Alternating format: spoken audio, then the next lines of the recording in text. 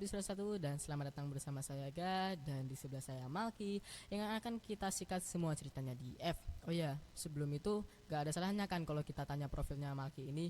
Oh ya, Mas Malki gimana kabarnya nih? Alhamdulillah hari ini baik sekali.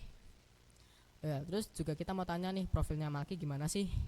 Oh, nama panjang saya itu adalah Maliki Zilani Purnomo. Saya berasal dari Yogyakarta, tapi asli Cirebon. Dan tanggal lahir saya itu adalah 14 Maret 2010. Dan saya memiliki 3 adik. Terima kasih. Oh ya, terus saat ini Malki bersekolah di F. Tahu sekolah dari mana ya? Oh, alhamdulillah ini tahu dari orang tua saya.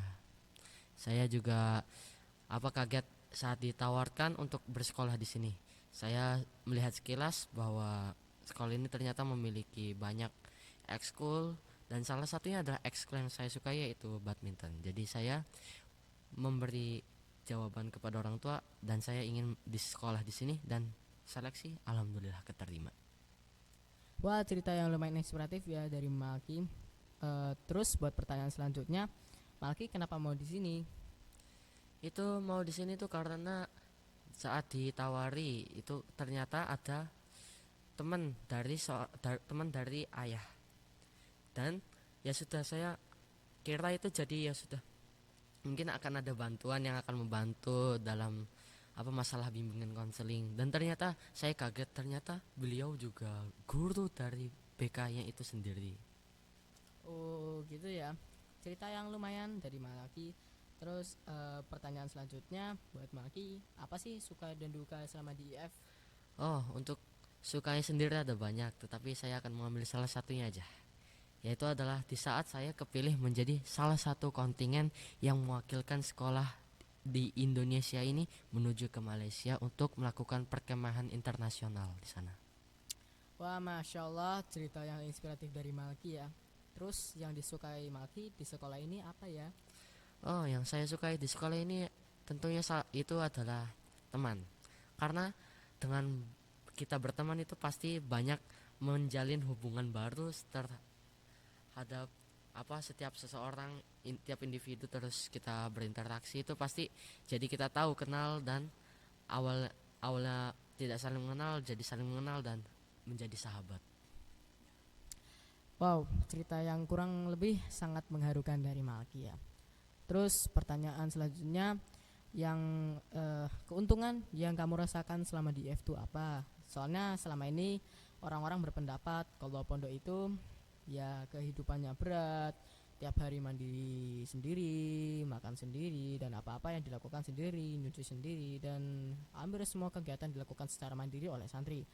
Dari segala hal yang sudah dilakukan dari 3 tahun, kurang lebih 3 tahun atau 2 tahun, manfaat apa aja sih yang udah dirasakan sama Mas Malki? Kalau untuk manfaatnya sendiri itu alhamdulillah yaitu menjadi salah satunya yang pastilah yang udah ditingkatkan dari sebelum itu yaitu adalah disiplin. Yang pasti dengan disiplin kita jadi merasa tahu jadi ini jadwalnya kita harus apa, pada jam sekian kita harus ngapain, pada jam sekian kita harus ngapain. Itu pasti kita jadi tahu udah ada rencana untuk menjalani harinya tersebut. Dan terus manfaat lainnya itu adalah kita jadi lebih mandiri karena kita tuh jadi semakin tidak bergantung kepada orang tua. Karena dulu kita mungkin di SD itu kan pasti kita selalu minta tolong kepada orang tua dan selalu kita kadang tuh mengeluh dengan apa yang mereka berikan.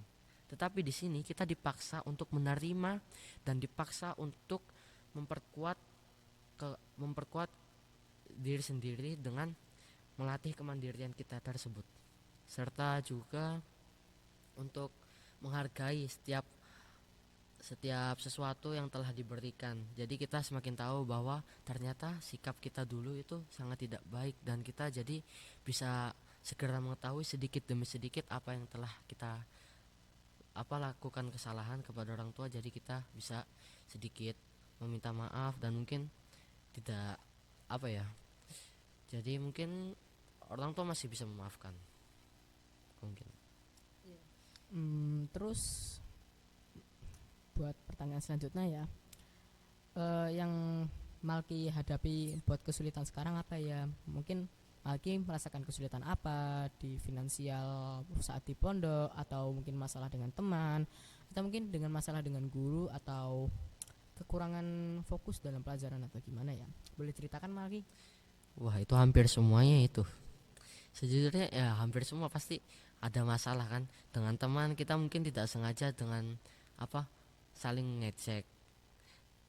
Pasti itu karena kita tuh nggak sengaja ngecek, mungkin saat itu teman kita sedang tidak enak dan kita tuh ngejek dikira dia bakal apa diam saja atau malah balas dengan ejekan yang sama itu buat semakin akrab tujuannya. Tapi kita tidak tahu kalau ternyata kondisi mental teman kita itu sedang tidak stabil sehingga kita tanpa sadar telah membuat dia merasa tersinggung.